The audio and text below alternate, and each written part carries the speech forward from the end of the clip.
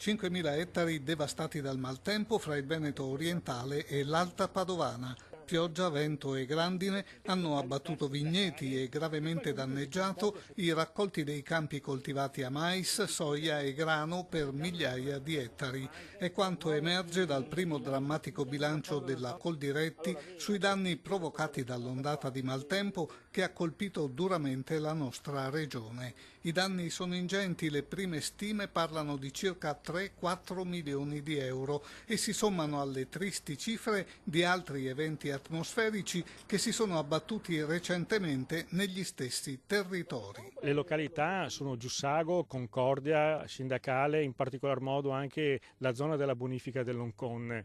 Le coltivazioni più colpite sono anche quelle più rappresentative, quindi seminativi. Stiamo parlando della soia che ha avuto dei danni ingenti e anche il mais, un po' meno il frumento per due motivi. Uno perché ormai era quasi alla conclusione della maturazione e comunque ce n'è anche molto poco.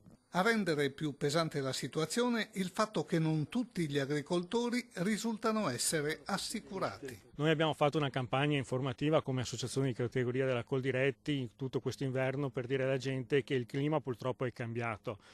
Sempre più spesso le avversità atmosferiche capitano, il pubblico non può più interagire con fondi mutualistici e quindi bisogna fare un'assicurazione. Dall'Alta Padovana fino a Portogruaro, in provincia di Venezia, si contano vigneti divelti e campi di soia, mais e grano azzerati.